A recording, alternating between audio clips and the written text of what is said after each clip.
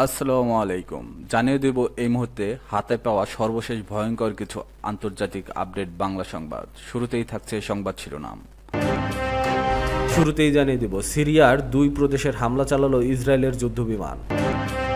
জানিয়ে দেব এবার হারিকেন অভিযানের হুমকি ইসরায়েলের। সর্বশেষ থাকছে ইসরায়েলের সঙ্গে আবারও যুদ্ধের প্রস্তুতি নিচ্ছে ইরান। এখন শুনছিলেন সংবাদ শিরোনাম, এবার বিস্তারিত।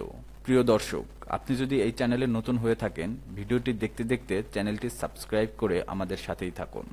সিরিয়ার 2 প্রদেশে হামলা চালালো ইসরায়েলের যুদ্ধবিমান। সিরিয়ার হোমস অব লাতাকিয়া প্রদেশে বিমান হামলা চালিয়েছে ইসরায়েলের যুদ্ধবিমান। সোমবার এই হামলায় খবর জানিয়ে যুক্তরাজ্য ভিত্তিক মানবাধিকার সংস্থা Syrian observatory for human rights সংস্থাটি দাবি করেন হোমসের দক্ষিণ পূর্বাঞ্চলে একটি বিমান প্রতিরক্ষা স্থাপনা হামলা চালানো হয়। এত বড় ধরনের বিস্ফোরণ ও ক্ষয়ক্ষতি হলেও হতাহতের খবর পাওয়া যায়নি। এছাড়া লাতাকিয়ার সাকুবিন এলাকায় একটি সেনা ব্যারাকে হামলা ঘটনা ঘটে, যেখানে অ্যাম্বুলেন্স মোতায়েন করা হয়। ক্ষয়ক্ষতির পরিমাণ এখনও স্পষ্ট নয়। হোমসে ইসরায়েলি বিমান তৎপরতা বেড়েছে বলে জানিয়েছে স্থানীয় সাংবাদিকরা। সেখানে এয়ার ডিফেন্স কলেজেও হামলার খবর পাওয়া গেছে, তবে এই হামলা নিয়ে ইসরায়েল এখনও কোনো মন্তব্য করেনি। SOHR জানায় 2025 সালের শুরু থেকে এখনও পর্যন্ত ইসরায়েলের সিরিয়ায় 97 দফা হামলা চালিয়েছে। এর মধ্যে 86টি আকাশপথে এবং 11টি স্থলপথে।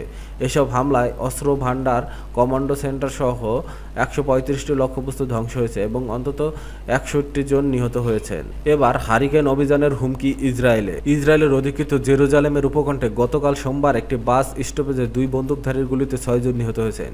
ইসরায়েলের অ্যাম্বুলেন্সের পরিষেবা বিভাগ এ তথ্য জানিয়েছে। ইসরায়েলি পুলিশ বলেছে 2 হামলাকারীকেও হত্যা করা হয়েছে। এর মধ্যে ইসরায়েলের ঘোষণা দিয়েছে যে গাজার শাসক গোষ্ঠী হামাসকে আত্মসমর্পণে বাধ্য করতে হারিকেন অভিযান শুরু করবে ইসরায়েল।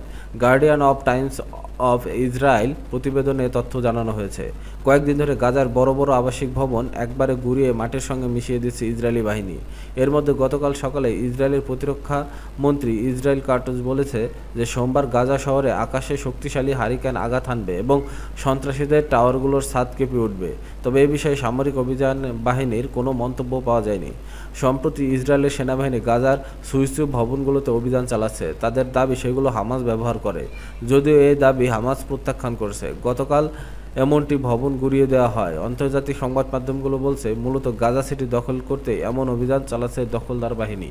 প্রধানমন্ত্রী বেনিয়ামিন নেতানিয়াহুর কার্যালয় থেকে জানানো হয়েছে প্রধানমন্ত্রীর নিরাপত্তা কর্মকর্তাদের সঙ্গে পরিস্থিতি মূল্যায়ন করতে বৈঠক হয়েছে। বার্তা সংস্থা রয়টার্স ধারণ করা ভিডিওগুলো দেখা গেছে গোলাগুলির পর রামোট এলাকায় প্রচুর পুলিশ মোতায়েন করা হয়েছে।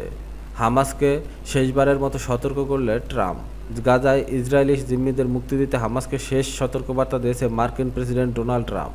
রোববার সামাজিক যোগাযোগ মাধ্যমে তিনি এই তথ্য জানায়।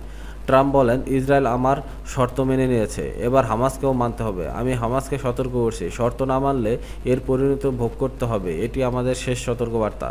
গাজায় দুর্ভিক্ষ রোধের সময় দ্রুত ফুরিয়ে আসছে। গাজায় দুর্ভিক্ষ আরও ছড়িয়ে পড়ছে, ঠেকানোর সুযোগ এখনও রয়েছে। রোববার জাতিসংঘের এক শীর্ষ কর্মকর্তা এমন মন্তব্য করে গাজার অবাধে ত্রাণ প্রবেশের অনুমতি দিতে ইসরায়েলের প্রতি আহ্বান জানান। বৈশ্বিক ক্ষুধা পর্যবেক্ষণ সংস্থার তথ্য অনুযায়ী গাজা নগরী সহ বিভিন্ন অঞ্চলে কয়েক লাখ ফিলিস্তিনি এরই মধ্যে দুর্ভিক্ষে ভুগছেন এবং এর ঝুঁকিতে রয়েছে। এরই মধ্যে ইসরায়েল হামাসের বিরুদ্ধে নতুন অভিযান শুরু করেছে। ইসরায়েলের সঙ্গে আবারও যুদ্ধের প্রস্তুতি নিচ্ছে ইরান। ইরানের সেনাবাহিনীর প্রধান মেজর জেনারেল আমির হাতামি বলেছেন, ইসরায়েলের সঙ্গে আবারও যুদ্ধের প্রস্তুতি নিচ্ছে তেহরান।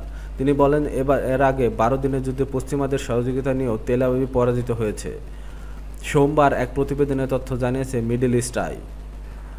ইস্পাহান, তাবরিজ এবং হামাদান শহরে সেনাবাহিনীর ইউনিট পরিদর্শনকালে হাতামি বলেন, দখলদার ইসরায়েল ন্যাটো সহ পশ্চিমাদের সহযোগিতায় নিজেকে রক্ষা করতে চেয়েছিল, কিন্তু তারা বড় ধরনের ক্ষতির শিকার হয়েছে।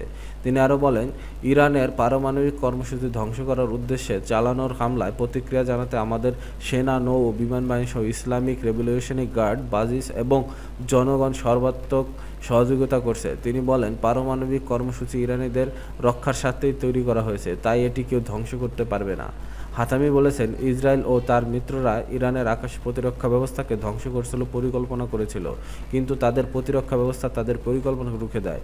ইসরায়েলের আগ্রাসনকে প্রতিহত করতে ইরানি জনগণের অপ্রত্যাশিত সমর্থনের কথা তুলে ধরে হাতামি বলেন, শক্তি যোগাতে ঐক্যবদ্ধ থাকার কোনো বিকল্প নেই।